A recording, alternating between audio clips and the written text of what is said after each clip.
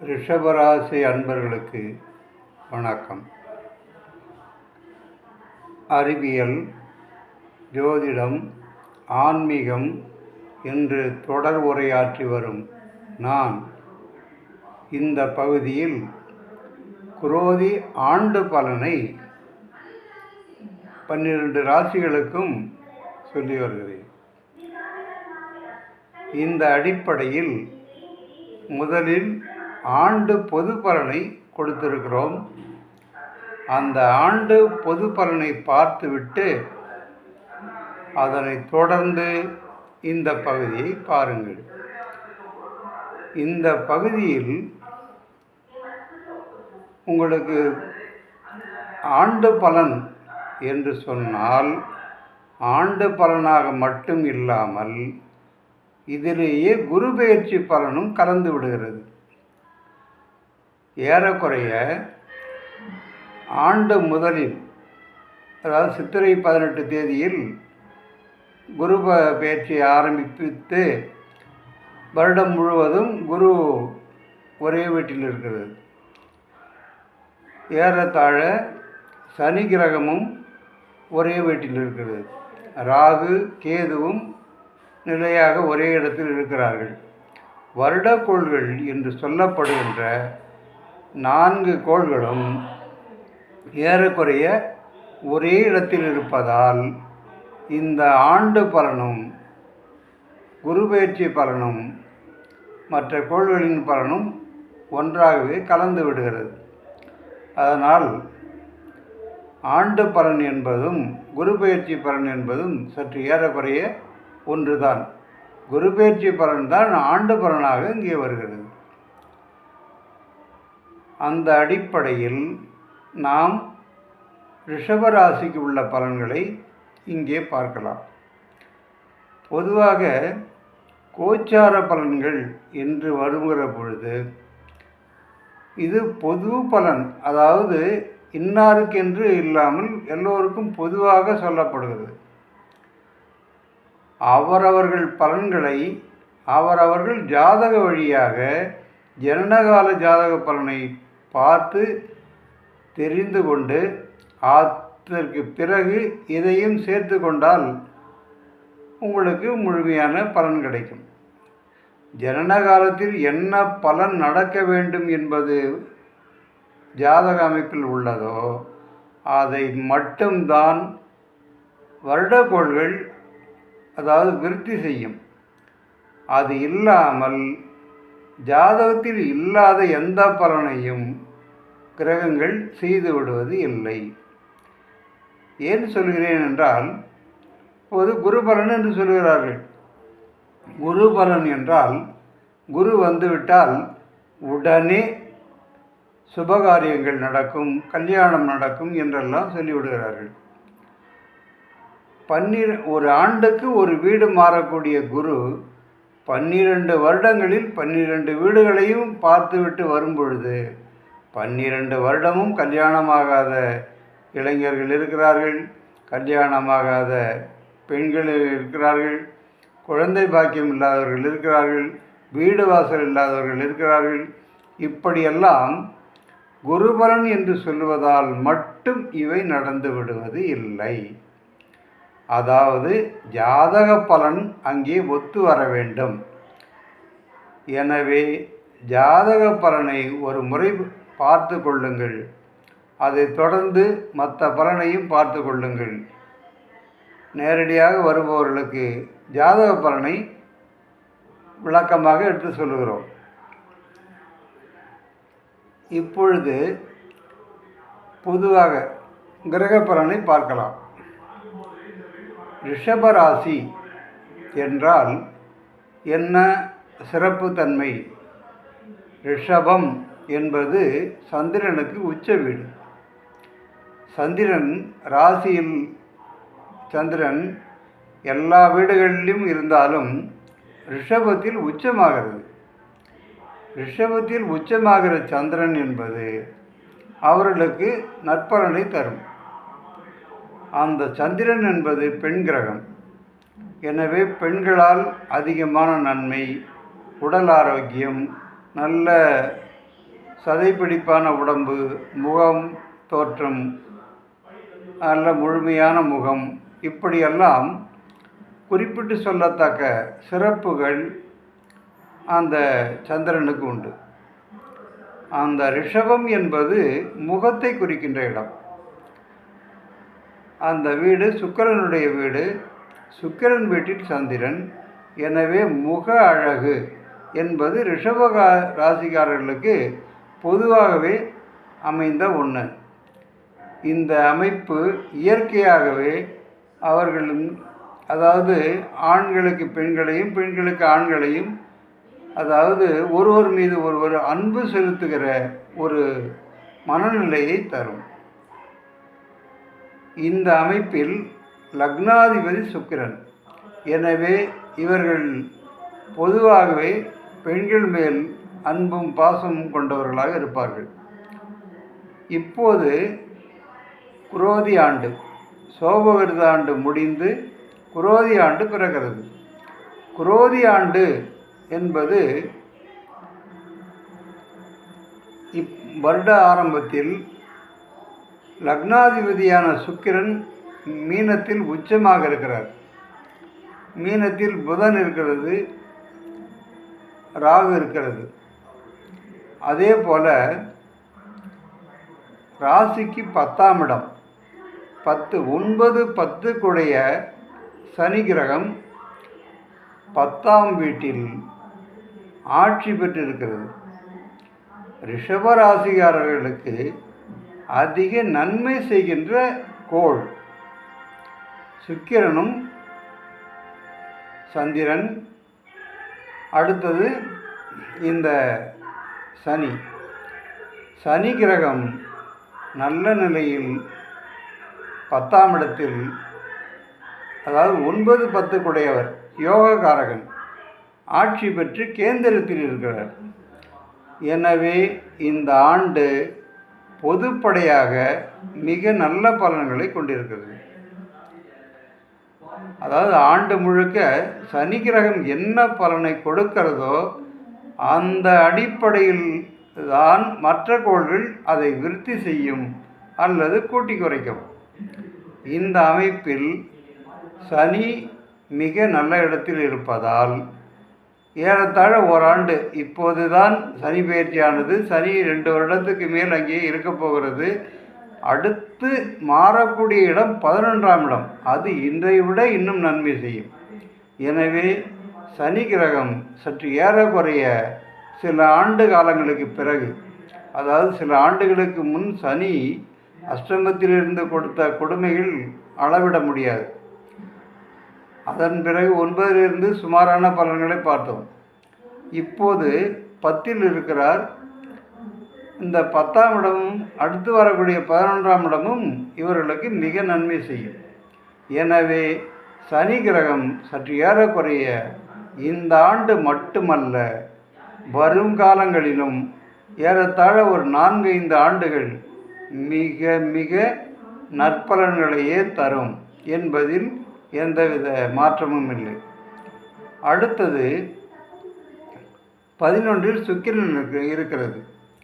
லக்னாதிபதியே உச்சமாகி ராசிநாதன், அதாவது ராசிநாதன் சுக்கிரன் உச்சமாகி 11இல் இருக்கிறார். 11இல் இருக்கின்ற சுக்கிரன் ராசிக்கு மிக நல்ல பலன்களை கொடுக்கும்.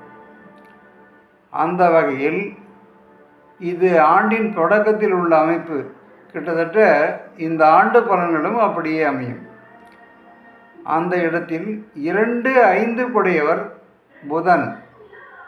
புதன் கிரகமும் அங்கேயே இருக்கிறது. புதன் மீனத்தில் இருந்தால் நீச்சம். புதன் மட்டும் தனியாக இருந்தால் அவ்வளவு சிறப்பு இல்லை. ஆனால் கூடவே சுக்கிரன் இருப்பதால் நீச்ச பங்க ராஜயோகம் என்று ஒரு யோகம். இந்த அமைப்பில் 2ஆம் பாவகம், அதாவது தனஸ்தானம், 5ஆம் இடம் குழந்தைகள், பூர்வீகம், படிப்பு, கல்வி, இந்த சம்பந்தப்பட்ட புதன் சம்பந்தப்பட்ட ஆதிபத்தியம், சொந்த பந்தங்கள் இந்த ஆண்டு ஆரம்ப நிலையில் அதாவது நீச்ச நிலையில் இருக்கிறது என்றால் அது பலகீனமாக இருக்கிறது என்றுதான் பொருள். ஆனாலும் கூடவே சுக்கிரன் இருப்பதால் அது இந்த நீச்ச நிலை சரி கட்டப்பட்டு, அதாவது பலகீனம் சரி கட்டப்பட்டு ஓரளவுக்கு சமாளிக்கிற நிலைமைக்கு வல்லமை கொடுக்கும். எனவே 2, 5 குடைய புதன் மாத முதலில் ஆண்டு முதலில் நல்ல நிலையில் இருக்கிறது. 11 ராகுவும் நன்மை செய்யும். எனவே அங்கு ஒன்றும் பிரச்சனை இல்லை.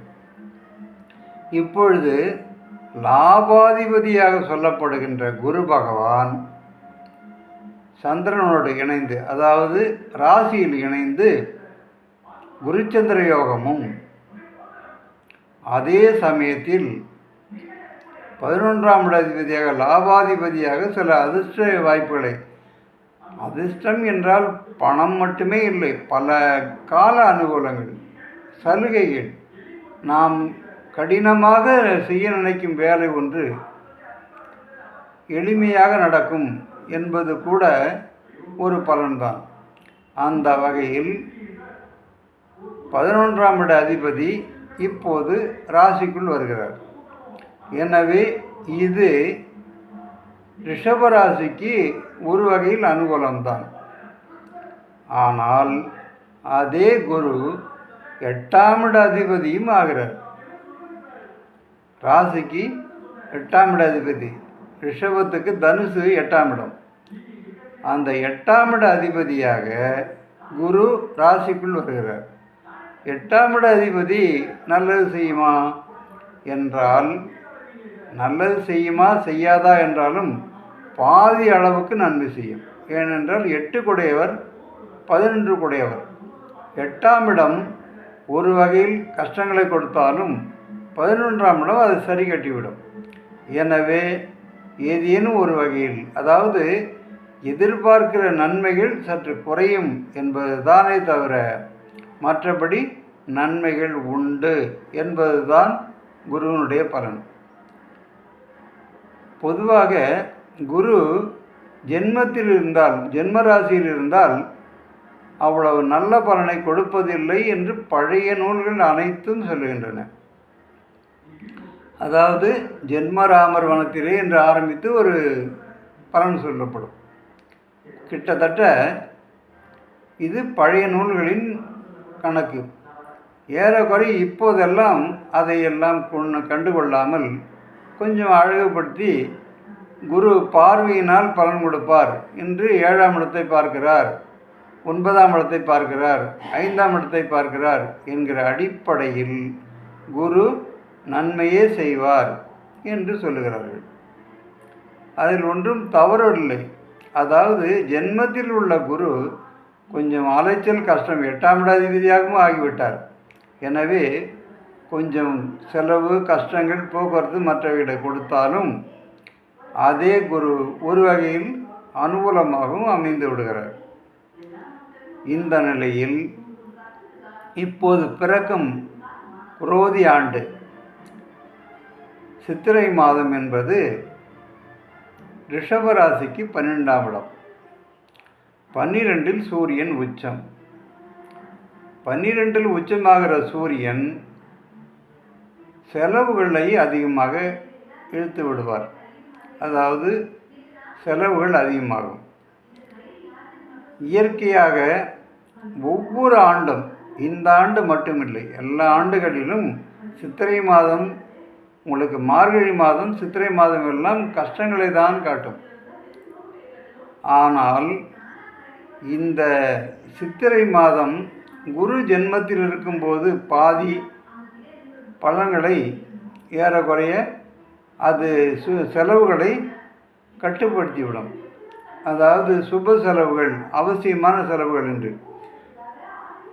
ஆக பொதுவாக ரிஷபராசிக்காரர்களை பொறுத்தவரை சித்திரை மாதம் வருமானத்தை விட சற்று அதிகமான செலவுகளை ஏற்க வேண்டியிருக்கும். அதாவது நம்மிடம் இருப்பதை செலவு பண்ணுகிறோம் என்பதை விட நம்மை மீறி கொஞ்சம் அதிகபட்ச செலவுகளை அது இழுத்துவிடும். அதற்கு இன்னொரு காரணம், ராசிக்கு அதிபதியாக இருக்கின்ற சுக்கிரனே ஆறுக்கும் உடையவர். ஆறுக்குடையவரும் உச்சம். 6ஆம் இடம் கடன், பகை, ருணம், ரோகம் என்றெல்லாம் சொல்வார்கள். அதாவது உடல்நல குறைவிலிருந்து, எதிர்ப்பிலிருந்து, பலவித கடன் பிரச்சனைகளை எல்லாம் தருபவர் என்று சொல்லக்கூடிய சுக்கிரன் ராசிநாதனாகவும் உச்சமாகிறார், 6ஆம் இட அதிபதியாகவும் உச்சமாகிறார். 6ஆம் இட அதிபதியாக உச்சமாகி இங்கே 12இல் சூரியனும் உச்சமாகும் பொழுது ஏறக்குறைய நிறைய, அதாவது தேவைக்கு அதிகமாக செலவு ஏற்படும் போது கடன்பட்டு கூட அது சமாளிக்கும் நிலைமையை இந்த சுக்கிரனும் இந்த சூரியனும் தர வாய்ப்பு இருக்கிறது. இந்த நிலையில் 12 குடையவர் 11லும்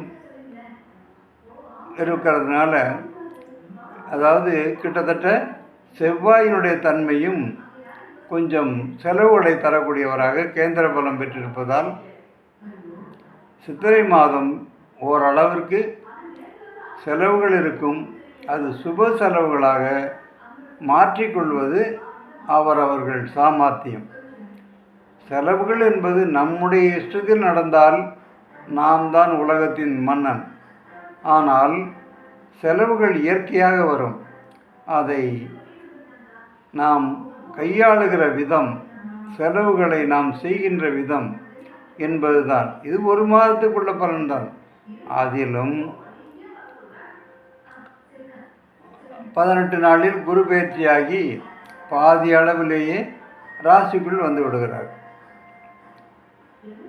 இதில் இன்னொரு முக்கியமான கருத்து ஒன்று, குரு ஜென்ம ராசிக்கு வந்தாலும் ஏறக்குறைய 1 மாத காலம் குரு அஸ்தங்க நிலையில் இருக்கிறார். அது ஒரு சிறப்பான காலம் இல்லை. பொதுவாக இப்போது திருமணம் போன்ற பல காரியங்களுக்காக காத்து கொண்டிருப்பவர்களுக்கு இந்த காலங்கள் சரியா என்கிற ஒரு புது கேள்வி. இதை பெரும்பாலான ஜோதிடர்கள் கண்டுகொள்வதும் இல்லை, சொல்வதும் இல்லை. குரு சுக்கிர அஸ்தமன காலங்களில் பெரும்பாலும் சுபகாரியங்கள், கிரகப்பிரவேசம் போன்ற காரியங்கள், நல்ல காரியங்களை செய்ய மாட்டார்கள். ஏனென்றால் குரு பலன் என்பது குரு நல்ல நிலையில் இருக்க வேண்டும், வெளிச்சத்திலும் இருக்க வேண்டும். குரு சூரியனுக்கு பின்னால் மறைந்திருக்கும் பொழுது குரு பலனை இருக்கிறதாக சொல்லிக்கொண்டு நாம் செய்கின்ற வேலைகளில் குரு பலன் இல்லாமல் தான் போய்விடும். அதாவது குரு மறைந்திருக்கிறார். அந்த குரு ஏறக்குறைய வைகாசி 15-20 தேதிக்கு பிறகுதான் வெளியில் வருகிறார். எனவே முடிந்தால் அந்த தேதிக்கு பின்னர் கொஞ்சம் தள்ளி சுபகாரியங்களை செய்வது நன்மை பயக்கும். இல்லை, செய்துதான் தீர வேண்டும் என்றால் அது ஒன்று பெரிய குற்றம் ஒன்றுமில்லை. அதுபோல வைகாசி மாதம் இயற்கையாகவே ராசியில் சூரியன். அந்த மாதிரி பார்க்கும் பொழுது அந்த மாதமும் அவர்களுக்கு அவ்வளவு சிறப்பானதாக இருக்காது. அதனால் ஏறக்குறைய இந்த காலகட்டங்களெல்லாம் செலவுகள், அலைச்சல் போன்றவைகள் தான் அதிகம் காட்டும். அதன் பிறகு ஏறக்குறைய 3வது வீட்டில் சூரியன் செல்லுகின்ற ஆடி மாதம் மட்டும், ஆடி மாதம் மிக நல்ல முன்னேற்றமான சூழ்நிலைகளை காட்டும். அந்த நேரங்களில் கொஞ்சம் பொருளாதார கஷ்டங்கள் தீரும் என்பதை கவனிக்க வேண்டும். இப்படி நாளில் ஆவணி மாதம் சூரியன் ஆட்சி பெறுகிற காலம். அது மீண்டும் வருமானத்திற்கான சில வழிகளை காட்டும் என்பதாக பார்க்கிறோம். ஏறக்குறைய அடுத்து புரட்டாசி 5ஆம் இடம். பொதுவாக 5இல் கூட அவ்வளவு பெரிய நன்மைகளை பாவகிரகங்கள் செய்வதில்லை. இருந்தாலும் ஓரளவிற்கு மற்ற கிரகங்கள் நல்ல இடங்களில் இருப்பதால், அந்த இடத்தை குரு பார்ப்பதால் சற்று ஏறக்குறைய தீமைகள் இருக்காது. அடுத்தது ஐப்பசி மாதம் என்று எடுத்துக்கொண்டால் ஐப்பசி 6வது மாதம். இவர்களுக்கு அதுவும் ஒரு அனுகூலமான மாதம். அந்த காலகட்டங்களில் தேவையான செல்வாக்கு சௌரியங்கள் எதிர்பார்த்த இனங்களை வெற்றிகரமாக நடத்தி கொள்ளலாம். இதே காலகட்டங்களில் சுக்கிரனை பொறுத்தவரையில் 6, அதாவது 6, 7, 10 என்கிற 3 வீடுகளை கடக்கும் பொழுது மட்டும்தான் இந்த எல்லா ராசிக்காரர்களுக்கும் 6, 7, 10 இருக்கும்போது சுக்கிரன் நன்மை செய்வதில்லை. ஆனாலும் சுக்கிரன் மட்டும்தான் 9 வீடுகளில் நன்மையை செய்யும். எனவே பெரும்பாலான கிரகங்கள் நல்ல இடங்களில் இருக்கும் பொழுது நற்பலன்களை தரும். இந்த பலன்களில் இன்னொரு வகையான பலன்கள் உண்டு. அதாவது வேதை என்பது, ஒரு கிரகம் நன்மை செய்யாத இடங்களில் இருக்கும் பொழுது அதே கிரகம் நன்மை செய்யும் இடத்தில் இன்னொரு கிரகம் இருந்தால், அதாவது ஒருவர் நன்மை செய்ய முடியாத வீட்டில் இருக்கும்போது கிரகம் அது நன்மை செய்யக்கூடிய வீடுகளில் வேறு எந்த கிரகம் இருந்தாலும் அந்த வீட்டில் கெடுதலை செய்யாது. அதே போல நன்மை செய்கின்ற இடங்களில் இருக்கின்ற கிரகங்கள் அது நன்மை செய்யாத இடங்களில் வேறு கிரகங்கள் இருந்தால் அதனால் அந்த நன்மை பலனையும் செய்ய முடியாது. இது போன்ற காரணங்களால் பல நேரங்களில் கிரகங்களுடைய பலன்கள் நடப்பது போல ஒரு சூழ்நிலை உருவாகி அது எதுவுமே இல்லாமல் அப்படியே நிற்பது கூட இது போன்ற காரணங்களால் தான். அதுபோல் கிரகங்கள் வக்ரகதி என்று ஒன்று. வக்ரகதி ஆகும் பொழுது தொடர்ந்து சென்று கொண்டிருந்த ஒரு வேலை திடீரென்று பின்னோக்கி நகரும். அதாவது பலன்கள் அப்படியே கிடப்பில் போட்டுவிட்டு நின்ற நிலையிலிருந்து திரும்பும். நாம் அப்போது பெரும்பாலானோர் குழம்பி போகின்ற நிலை அதுதான். ஒரு கிரகம் வக்ரமாகும் பொழுது இயற்கையாக நடந்து கொண்டிருந்த வேலைகள் அப்படியே நின்று விடுவதோ அல்லது பின்தள்ளி, அதாவது நடக்காதது போல வாபஸ் வாங்கியது போல மாறி விடுவதோ ஒரு சூழ்நிலை ஏற்படும். அது மீண்டும் வக்ர நிவர்த்தி ஆனவுடன் மீண்டும் சரியாகிவிடும். இதையெல்லாம் அனுசரித்து தான் பலன்களை அடைய வேண்டும். ஏனென்றால் ஒரு கிரகம் வந்துவிட்டதால் மட்டுமே எல்லா இடங்களிலும் நல்ல பலனை கொடுத்து விடாது. ஒவ்வொரு ஆண்டிலேயும் குருவுக்கு 2 பலன்கள், ஒன்று அஸ்தமனம், இன்னொன்று வக்ரம்.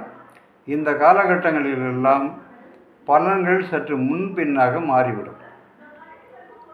அதே போல் குரு பகவான் ஒரு ராசியில் இருந்து இன்னொரு ராசி மாறும் பொழுது அந்த கிரகம், அதாவது முன்பு இருந்த வீட்டினுடைய பலனை தொடர்ந்து சில காலம் கொடுக்கும். அதாவது 2 மாத காலம் அது எந்த வீட்டில் இருந்ததோ அந்த வீட்டிற்கு பலனை கொடுக்கும். அதே போல் ராசி மாறுவதற்கு முன்பும் 2 மாதம் அந்த பலனை கொடுக்கும். எனவே குருவினுடைய பலன்கள் என்பது முதல் 2 மாதங்கள், அதாவது ராசி மாறிய முதல் 2 மாதங்கள் ராசிக்குள்ள பலனையும் முன்பு இருந்த வீட்டு பலனையும் கொடுக்கும். எனவே இந்த காலகட்டங்களில் ஏறத்தாழ எல்லா ராசிக்காரர்களுக்குமே குருவால் நன்மைதான் ஏற்படும் என்பதும் ஒரு கணக்கு. ஆனால் குரு பயிற்சியான உடனேயே குரு அஸ்தமன கதியில் இருப்பதால் ஏறக்குறைய 1 மாத காலம் அஸ்தமனத்தில் இருப்பதால் அந்த 1 மாத காலத்தை அதிகமாக சுபகாரியங்களுக்கு எடுத்துக்கொள்ளாமல் பிறகு மற்ற வேலைகளை பார்ப்பது நல்லது. குரு, அதாவது சூரியன் விலகி செல்ல செல்ல குரு பகவான் தனியாக பிரகாசிக்க ஆரம்பித்துவிடும். அப்போது ராசியில் குரு என்பதால் உங்களுக்கு மிக நன்மையான பலன்களை தரும். மற்றபடி சுக்கிரன், புதன் போன்ற கிரகங்களின் இதர அமைப்புகளை வைத்து ஏறக்குறைய உங்களுடைய மீதி பலன்களை பார்க்கலாம். அதே போல் மார்கழி மாதம் தவிர பிறகு தை, மாசி, பங்குனி எல்லாம் மிக மிக உயர்வான மேம்பட்ட பலன்களையே கொடுக்கும். அதனால் ஆண்டு பலன்கள் என்று பார்க்கும் பொழுது சனிக்கு முதன்மை கொடுத்து, சனியினுடைய அதாவது தொழில் ஸ்தானத்தில் இருக்கின்ற சனி உங்களுக்கு தொழில் வழியில் பல மேன்மைகளை கொடுக்கும். இந்த அமைப்பில் சிறுவர்கள், முதியவர்கள் என்றெல்லாம் அடிப்படை இல்லாமல் இது பொதுவான ராசி பலன். அதற்கு ஏற்ப வயசுக்கு ஏற்பவும் அவரவர்கள் தொழிலுக்கு ஏற்பவும் சில நன்மை தீமைகள் அமையும். இளமையில் இருப்பவர்களுக்கு கல்வி சம்பந்தப்பட்ட புதன் வீடுகளை குரு பார்வை, கன்னி ராசியை புதன் பார்க்கிறது. ரிஷபத்துக்கு வர்ற குரு 5ஆம் பார்வையை கன்னி வீட்டை பார்க்கும். எனவே ஏறக்குறைய இந்த ஆண்டு ரிஷபராசிக்காரர்களுக்கு என்று மட்டுமில்லை, பொதுப்படையாகவே 12 ராசிக்காரர்களுக்குமே இந்த புதனுடைய வீடுகளை குரு பார்ப்பதால் சொந்த பந்தங்கள், நட்புகள், பழைய பகைகள் எல்லாம் மறைந்து கொஞ்சம் ஒருவரை ஒருவர் புரிந்து கொள்ளுகின்ற காலம் ஏற்படும். இந்த வகையில் புதன் நன்மை செய்யும். இப்படி இந்த ஆண்டு பலன்களில் ரிஷபராசிக்காரர்களுக்கு ஆண்டு முதலில் சிறிது சிரமங்களான சூழ்நிலைகள் இருந்தாலும் படிப்படியாக ஒவ்வொரு சூழ்நிலையிலும் பல வெற்றிகளை தரக்கூடிய எதிர்காலம் இருக்கிறது. அதை அனுசரித்து பார்த்து நடந்து கொள்ளுங்கள். ஏறக்குறைய இந்த கிரகங்களில் எப்படி இருந்தாலும் ஏதாவது ஒரு தெய்வ வழிபாடு அவசியம் என்கிற ஒரு பழக்கத்தை கொண்டு வந்து விட்டோம். ராசி இப்போது சந்திரன் உச்சம் பெற்ற கிரகம். ஏறத்தாழ இந்த ராசிக்காரர்கள் அம்மனை வழிபடுவது மிகவும் நல்லது. அதாவது பெண் தெய்வங்களை வழிபடலாம். அதைவிட சுக்கிரன் ராசிநாதன் என்பதால் லக்ஷ்மி, அஷ்டலட்சுமி கோயில் லக்ஷ்மி உள்ள கிரகங்களை படங்களை வீட்டில் வைத்து கூட பூஜை செய்யலாம். ஆக மொத்தம் பெண் தெய்வங்களை வழிபாடு செய்ய செய்ய ரிஷபராசிக்காரர்களுக்கு பல நன்மைகள் கிடைக்கும். நன்றி, வணக்கம்.